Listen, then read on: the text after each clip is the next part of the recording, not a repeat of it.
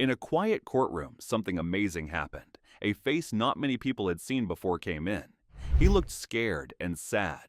It was Dwayne "The Rock" Johnson, the famous wrestler and movie star.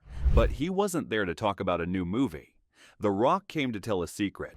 He told the judge about scary things that happened when he first became famous. He said a music guy named Diddy made him do weird things to become a Hollywood star. The Rock cried as he told his story. He said Diddy made him eat gross food, locked him in a basement, and made him feel small to test if he would stay loyal. Everyone in the room was quiet while he talked. Before The Rock came in, other famous people like Denzel Washington and Jamie Foxx had already told their stories. But when The Rock walked through the door, the whole room froze. He didn't look like the strong, smiling man people knew from movies. He looked tired and empty inside. Even Diddy seemed surprised to see him there. The Rock asked the judge if he could say something before starting. "This isn't where I want to be, but I know I need to be here," he said. "Something has been bothering me for over 20 years. I'm still scared, but staying quiet scares me more." After promising to tell the truth, The Rock sat down. His voice was low and rough. "Everyone knows me as The Rock, the unbreakable man, but I'm about to break down right now," he said. "What I'm going to say is about Diddy, but it's also about how he got away with it for so long." The Rock told about when he first met Diddy in 2001. He was moving from wrestling to movies and had just done The Scorpion King. He thought Diddy could help his career. Diddy seemed to watch over everyone from above. He knew everyone important in Hollywood. Diddy invited The Rock to special parties at his houses in Los Angeles and Miami. At first, these parties were normal with movie people and drinks, but things changed. Diddy started asking weird questions like, "Are you ready for greatness? And will you give up everything for it?" Then, strange things began happening. Diddy would tell The Rock to come to houses at weird times like 2:13 in the morning. When he got there, men in black suits would make him wait in silence. When Diddy arrived, he would dim the lights and play loud music. A voice kept asking, "Are you worthy? Are you ready? Would you eat what I give you?" "I thought it was just weird artist stuff," The Rock told the court, "but my stomach felt something was wrong." Then came the first test. Diddy asked The Rock to meet him alone outside Los Angeles. A woman told The Rock, "This meeting could change your life." She was right, but not in a good way. The Rock paused before telling the next part. "I've never told anyone this, not my doctor, friends, or even my wife." He said men with blindfolds took him to a house. Inside, the room was dark with candles and black cloth on the walls. 5 men in suits sat around a small table. Diddy sat at the head, holding a glass and smiling. Someone in a white robe brought in a tray. On it was raw monkey brain, still steaming. "Everyone who made it big ate this," Diddy said. "Everyone who didn't just went away." The Rock tried to leave, but the door was locked. "Is this a joke?" he asked, trying to laugh. No one laughed with him. Diddy gave him a spoon and whispered, "Hollywood isn't about talent. It's about following orders." The Rock cried as he told this part. "My heart was racing. I felt so ashamed." He put the spoon to his mouth and chewed. "I don't remember the taste. Everyone was laughing and then it was quiet." They watched him finish everything for half an hour. When he was done, Diddy stood up and clapped. "Welcome to level 2, he said. "When I left, part of me died," The Rock told the jury. "Not because of what I ate, but because of what I gave up to eat it." The courtroom was silent. This wasn't just about being hurt. It was about how far someone will go to stay quiet when they know speaking up won't help. The Rock's voice got stronger as he told what happened next. He said Diddy and his friends tried to break his spirit and make him obey them. "They started treating me differently, like I was one of them. But they also wanted to see if I would stay quiet and follow orders." He was invited to what he thought was a business trip at a desert house. But when he arrived, he found other actors who looked uncomfortable. "They locked us in rooms with no light or air. They took our phones. Music played all the time. They only gave us food at random times. They made us repeat words about giving in to a bigger power for success. We had to learn strange words and only speak when told to." Finally, I understood. It wasn't training. It was about giving up. They wanted us to connect fear with loyalty and unhappiness with moving up. The Rock said after this, he couldn't sleep became paranoid, and questioned who he was. It wasn't just about acting anymore. I felt like I was being turned into a product behind closed doors. All they needed was silence, confusion, and control. He explained how Hollywood really worked.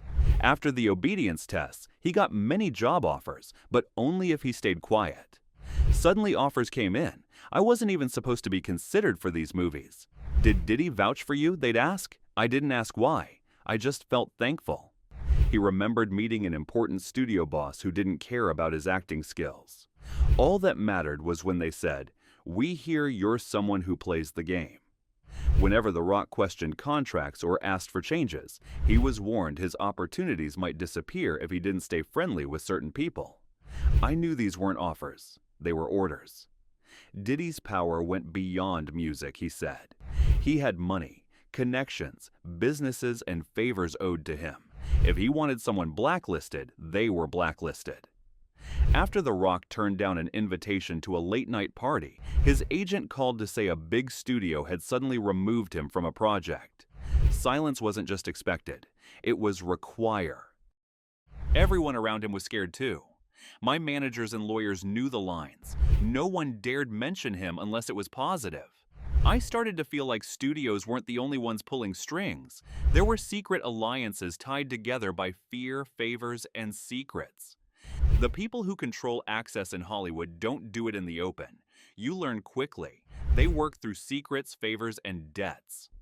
The Rock's voice shook as he told about when he saw too much and knew he couldn't stay in Diddy's circle anymore.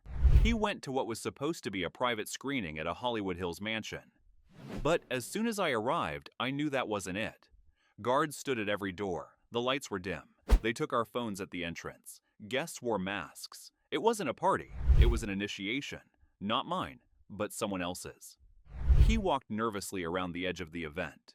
The place made me uneasy. Actors, musicians, and filmmakers I respected were acting strangely. They seemed confused, like they were trying to hide something or prove something. He saw a young, famous actor crying in a hallway, holding a drink and barely able to stand. When I asked if he was okay, he said, "They told me this is what it takes." The Rock left early that night. The glamour broke, showing the machinery underneath. He couldn't sleep when he got home, knowing his safety had come at a price. They didn't invite me because they liked me. I was invited because I was useful and because I proved I could keep quiet. But seeing that young man reminded me of who I was before all this, before the fear and shame. He looked at the judge and said, "I decided that night that I would not lie if anyone ever asked me about what I saw." Now, as a witness, he was keeping his word. The Rock sat on the stand in the silent courtroom. "People wonder why we don't speak out," he said. "Why famous people like artists, athletes, and actors don't speak up when they see wrong things happening." He lowered his head. "I'll tell you why. It's scary."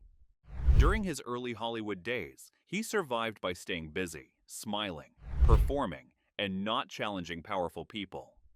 You're told not to offend anyone or call anyone out by name. He stayed quiet not because of shame, but because he feared punishment, being left out, and being labeled difficult or untrustworthy. "You think if you speak up, you lose everything you built," he said. "It's not always dangerous. Sometimes you just watch people fade away. Roles dry up, calls stop, contracts disappear." Some actors, he said, left the inner circle and then vanished from the spotlight. They weren't crazy. They were tired of pretending and feeling owned. "Keeping secrets hurts inside," The Rock explained. "It made me anxious, lonely, and confused about who to trust. Being part of it makes you feel like you're in something you didn't expect. But if you leave, you'll have to burn bridges no one else can rebuild." His voice broke. "Even if you survive, the hardest part is wondering if you were somehow part of it all." Pointing to Cassie Ventura's lawyers, he said, "Everything changed when she came forward. It reminded me that silence protects bad people." The Rock stood taller now, more confident. He spoke with the humility of a man changed by hardship, not as a superhero. People think once you're successful you can't be hurt, but the truth is, it gets harder to speak up as you climb higher. His brand was built on hope, strength, and never giving up. But behind the scenes, he often felt helpless. What I saw and went through was too different from my image for me to talk about. He admitted staying quiet for a long time because speaking up seemed too costly. But in recent years, as more survivors spoke out, he began to see his silence differently. It became more than just about surviving, he said. It started to feel like betrayal. He remembered a young fan telling him, "You're the guy who never quits."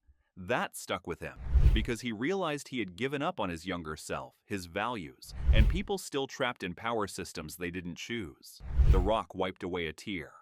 "I'm not here to cancel someone. I'm here because I refuse to let anyone who looks up to me think staying silent is strength. I've been quiet too long." It wasn't about blame, he said. It was about responsibility. "I also want powerful people to know we see you now. You're not hidden anymore." Tension rose in the courtroom as The Rock faced Diddy directly. "Man to man, I want to tell you something," he said quietly but firmly. "You made me believe I had to give up my principles and even my integrity just to get in the room. And I believed it." He shook his head as he stared at Diddy. But that wasn't power. That was control wrapped in fear.